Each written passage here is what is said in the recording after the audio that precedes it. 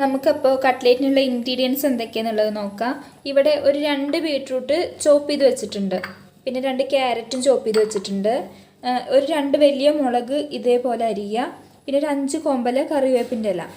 പിന്നെ ഒരു വലിയ സവാള ഇതുപോലെ അരിഞ്ഞു വയ്ക്കുക. പിന്നെ വേണ്ടത് വെളുത്തുള്ളി, ഇഞ്ചി.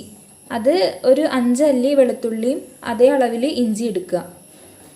ഇനി ആഡ് ചെയ്യുന്ന ഇൻഗ്രീഡിയൻസ് എല്ലാം നമുക്ക് വഴിയെ നോക്കാം എന്തൊക്കെയാണെന്നുള്ളത്.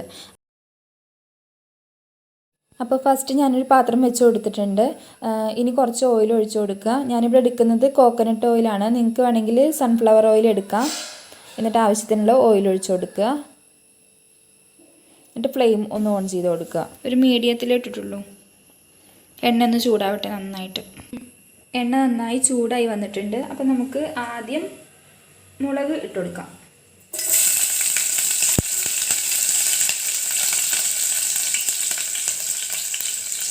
നന്നായിട്ട് മൂക്കട്ടെ. ഇനി നമുക്ക് സവാള അരിഞ്ഞിട്ട് കൊടുക്കാം.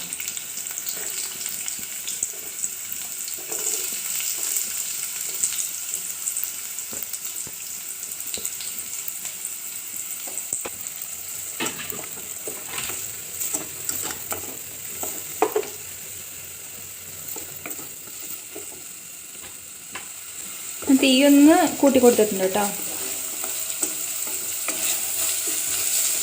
ഉള്ളി നന്നായിട്ട് വഴണ്ടി കിട്ടണം. അപ്പോൾ നമുക്ക് അതിന് വേണ്ടിയിട്ട് ഒരു ശകലം ഉപ്പിട്ട് കൊടുക്കാം.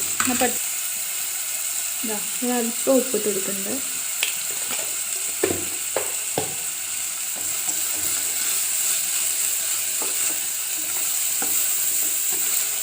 ചോട്ട് പിടിക്കാൻ നോക്കണേ.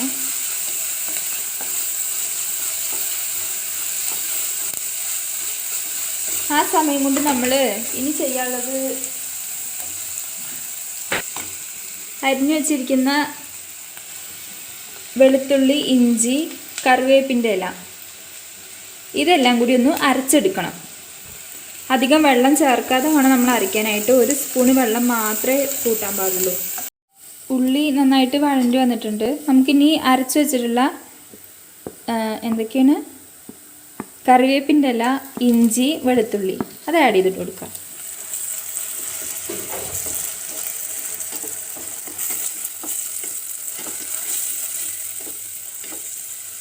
ഇനി ഉള്ളി നന്നായിട്ട് മിക്സായിട്ട് വരട്ടെ.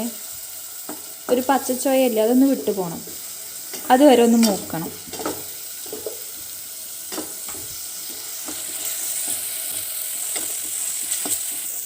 ഇനി നമുക്ക് ക്യാരറ്റ് ചോപ്പ് ചെയ്തതും ബീട്രൂട്ട് ചോപ്പ് ചെയ്തതും കൂടി ഇട്ട് കൊടുക്കാം. ഇനി നന്നായിട്ട് വഴണ്ടി വരുന്ന സമയത്ത് ക്യാരറ്റ് ചോപ്പ് ചെയ്തതും ബീട്രൂട്ട് ചോപ്പ് ചെയ്തതും ഇട്ട് കൊടുക്കാം. ഫുള്ളായിട്ട് ഇട്ട് കൊടുക്കണ്ടേ.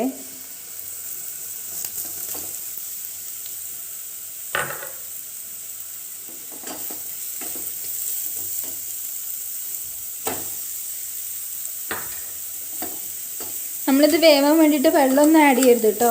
പിന്നെ അപ്പോൾ കട്ട്ലേറ്റ് ഉണ്ടാക്കുന്ന സമയത്ത് നമുക്ക് തിക്കായിട്ട് കിട്ടില്ല, പെട്ടെന്ന് പൊട്ടിപ്പോകുന്ന പോലെയാവും. അപ്പോൾ വെള്ളം ആഡ് ചെയ്യണ്ട. ക്യാരറ്റിനും ബീട്രൂട്ടിനും ചെറിയൊരു ഈർപ്പുണ്ടാവുമല്ലോ, ആ ഒരു നനവിൽ തന്നെ അത് വേവും.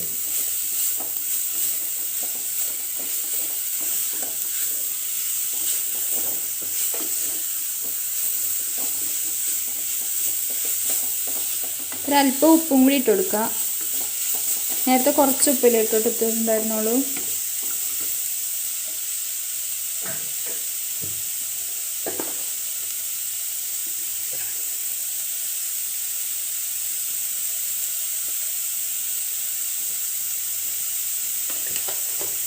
എനിക്ക് ആവശ്യമായിട്ടുള്ള ഉപ്പിട്ടെടുത്തു.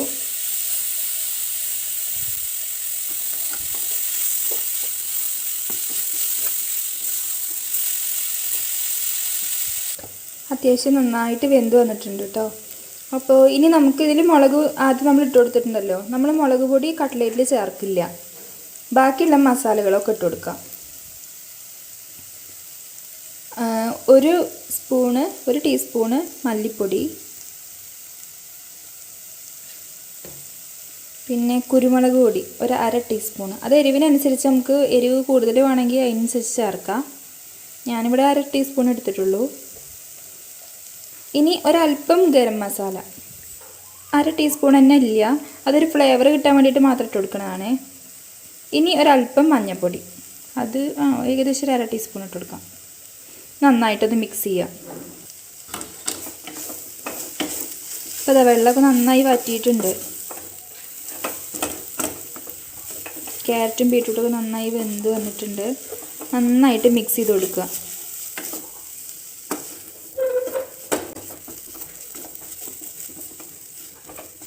മസാലയൊക്കെ നന്നായിട്ട് അതിലേക്ക് പിടിച്ചിട്ടുണ്ട്.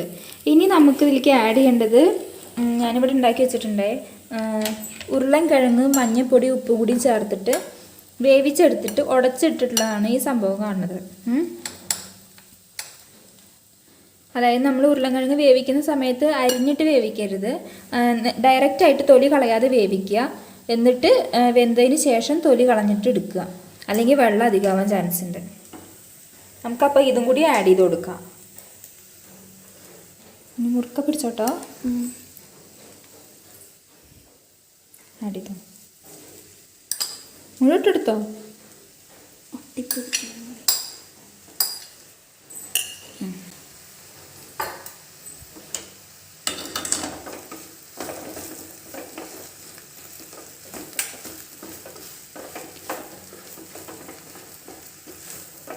ഈ കട്ടകളൊക്കെ ഉടച്ച് നല്ലപോലെ നമുക്ക് മിക്സ് ചെയ്ത് കൊടുക്കാം. നമുക്കിനി സ്റ്റവ് ഓഫാക്കി കൊടുക്കല്ലേ, കാരണം ഉരുളൻകിഴങ്ങ് വെന്തതല്ലേ ഒരു വട്ടം. അപ്പോൾ ഓഫാക്കിയിട്ടുണ്ട്, സ്റ്റവ് ഓഫാക്കിയിട്ടുണ്ട്. ഇനി നന്നായിട്ടൊന്ന് മിക്സ് ചെയ്യാൻ വേണ്ടു.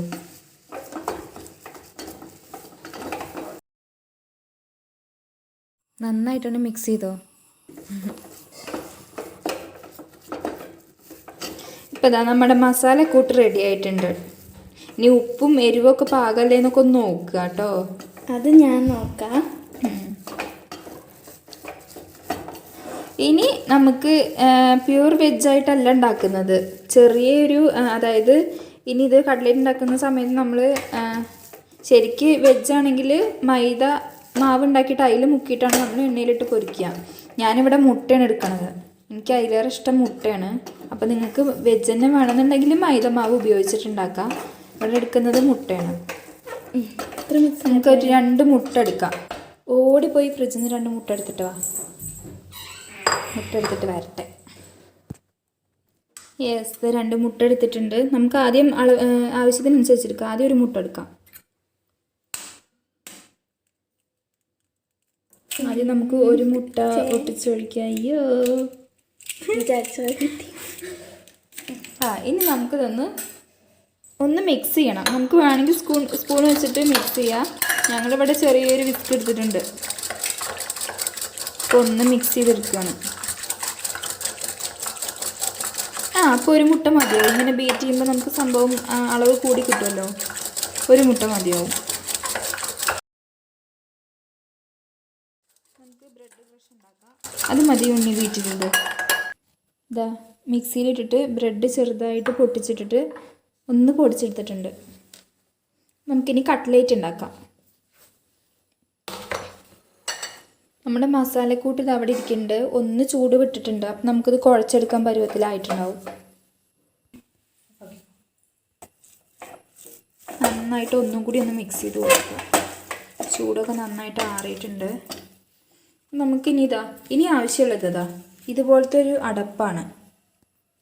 നമ്മൾ കറിയുടെ അടപ്പ് ഉണ്ടാവില്ല, അങ്ങനത്തെ ഒരു അടപ്പാണ്. ഇതിൽ നമ്മൾ ഇത് ഫില്ല് ചെയ്ത് കൊടുത്തിട്ട് മുകളിൽ നിന്നൊരു സ്പൂൺ കൊണ്ട് ഇങ്ങനെ തട്ടി കൊടുത്താൽ മതി. കട്ട്ലേറ്റ് മേക്കറിന് പകരമായിട്ട് യൂസ് ചെയ്യണതാണേ. ഇത് ഫില്ല് ചെയ്ത് കൊടുക്കാം.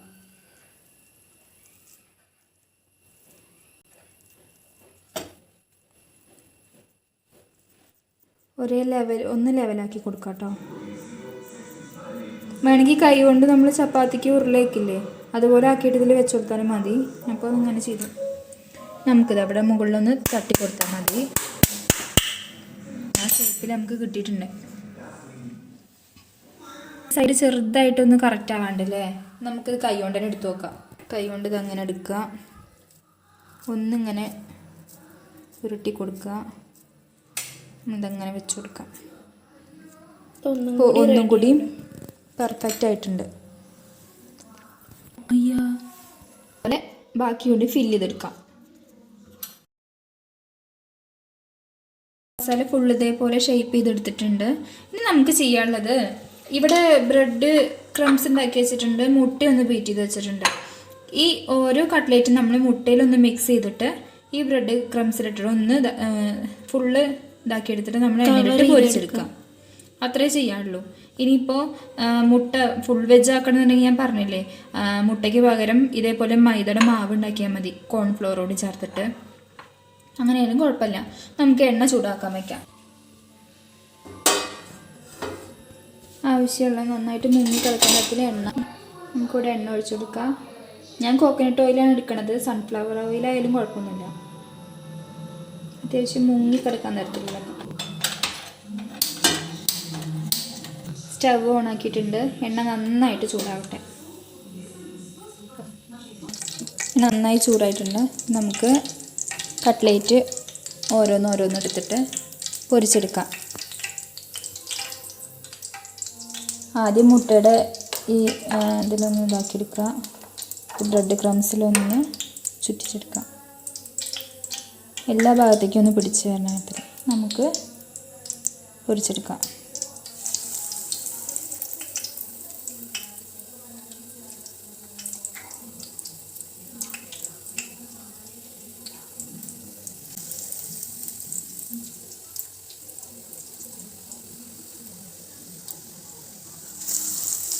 ഒരു മീഡിയം ഇതിലിട്ടാൽ മതി, അല്ലെങ്കിൽ പെട്ടെന്ന് കരിഞ്ഞു പോകാൻ ചാൻസ് ഉണ്ട്.